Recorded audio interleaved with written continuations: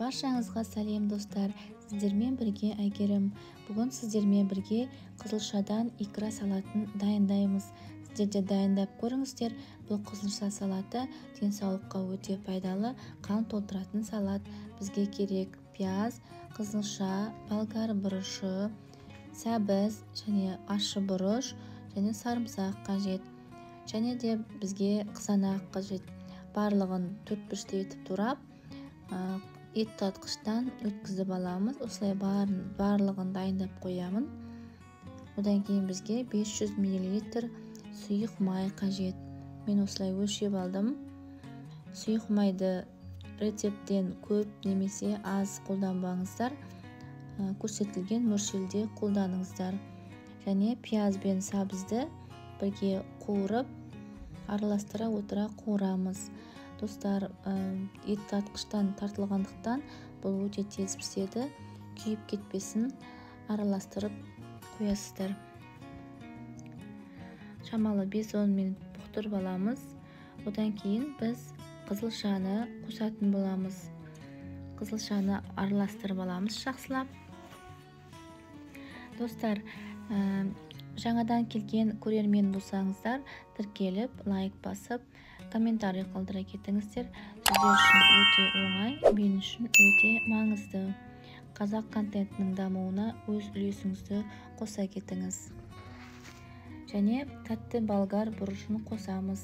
Бұны да жақсылап араластырып аламыз.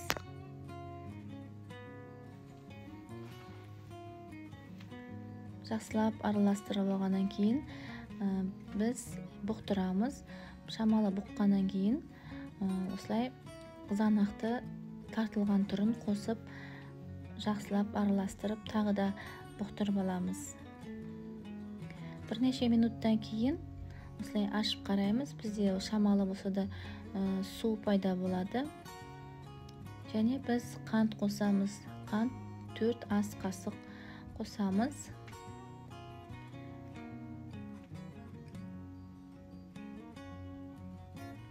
Одан кейін біз тұзды қосамыз. Тұз 3-3,5 қасық, дәміне қарай қосасыздар. Келесі видеоларымды менің жіберіп алмау үшін менің каналыма лайк басып тіркеле кетіңіздер. Достар, 40-30 минут қызылшаны пісіреміз. Өйткені қызылша ұзақ піседі. Барлығын араластырып, қақпағын жауып 30 немесе 50 минут аралығында бақылай отырып пісіреміз.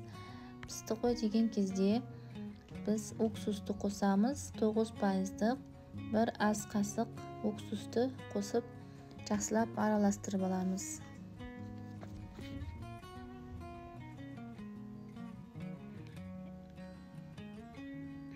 Тағы да бетін бұқтырып жауып қоямыз. Енді біз сарымсақ пен ащы бұрышты осы кезде қосамыз. Барлығын жақсылап араластырамыз, бір жерінде қалып кетпесін.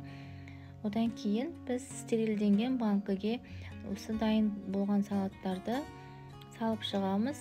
Өте мұқият болыңыздар. Бұл жерде банкада ыстық және салатта ыстық түрінде болды. Қолдарыңызды күйдіріп алмаңыздар. Банканы стерилдегендеріңіз міндетті және атылмауына кепілдік болады. Осылай барлығына жеткенінше банкіге салып шығамыз. Келесі менің каналымдағы видео рецепттерімізді жіберіп алмаңыз. Сіздермен болған Әйгерім. Қош сау болыңыздар.